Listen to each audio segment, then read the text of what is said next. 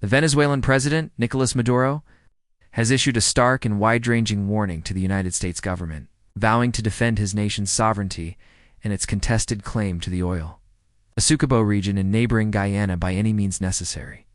The warning, delivered during a high-profile address to the nation, marks a significant escalation in rhetoric and raises the specter of a potential military conflict in a region traditionally considered a zone of peace, drawing immediate concern from regional bodies and international observers. Speaking from the Miraflores Palace in Caracas to a gathering of high-ranking military officials and supporters, Maduro's tone was combative and defiant.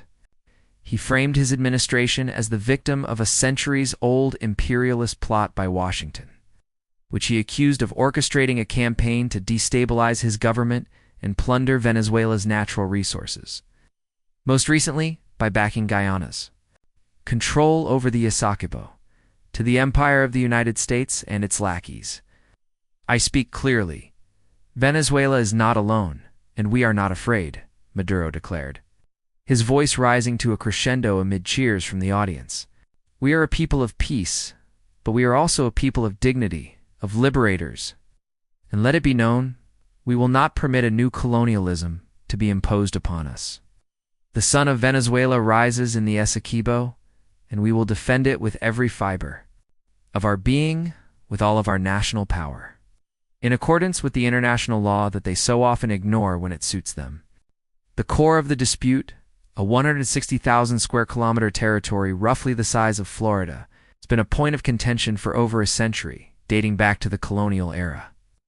The current borders were largely arbitrated by an international tribunal. In 1899, a decision Venezuela has long rejected as a corrupt deal imposed by foreign powers. The recent discovery of massive offshore oil and gas deposits by ExxonMobil in waters off the Essequibo coast has injected the historical quarrel with immense economic and strategic urgency. Maduro's warning appears directly linked to the presence of major U.S. oil corporations, particularly ExxonMobil, in Guyanese waters. He accused the U.S. Southern Command Southcom of establishing a de facto military base in Guyana under the guise of joint security exercises, alleging this was a precursor to a provocation that would justify American intervention.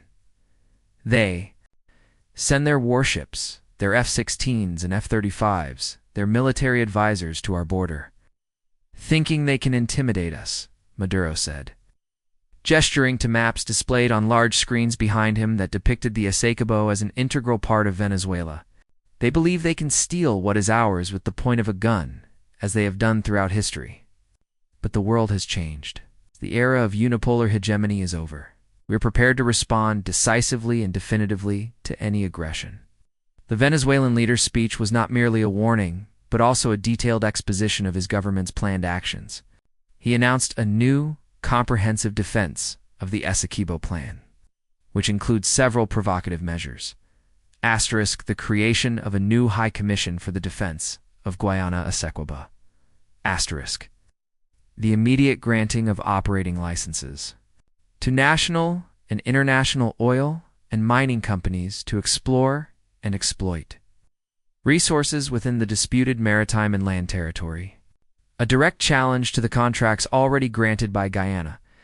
Asterisk the directive for all Venezuelan state companies, including PDVSA, the national oil company, to create subsidiaries dedicated to operations in the Essequibo. UIBO. Asterisk the initiation of a census and the delivery of national identity cards to the current, though estimated to be very small population living in the area. A move aimed at reinforcing Venezuela's administrative claim. Asterisk the publication of new official maps that will unilaterally incorporate the territory into Venezuela's geographical and political reality. The international reaction was swift and uniformly calls for de-escalation. The government of Guyana, led by President Urfanali, condemned Maduro's statements as a desperate and impulsive threat to international peace and security. In a nationally televised response, President Ali affirmed Guyana's sovereignty and its commitment to a peaceful resolution through the International Court of Justice, ICJ. The case is currently being adjudicated. Venezuela's actions are not those of a peaceful nation. They are the actions of a bully, Ali stated. We have chosen the path of international law, a path of peace. But make no mistake, we will defend our country with every means at our disposal. We are in close communication with our international partners, including CARICOM, the United Nations, and the United States, to ensure that this madness is stopped. The Organization of American States, OAS, issued a statement expressing deep concern and called for dialogue, while the Caribbean Community CARICOM, of which Guyana is a member, reiterated its firm and unwavering support for the maintenance and preservation of the sovereignty and territorial integrity of Guyana. The response from the United States government was measured but firm. A State Department spokesperson, addressing reporters on condition of anonymity ahead of an official statement, said the United States reiterates its firm support for Guyana's sovereignty.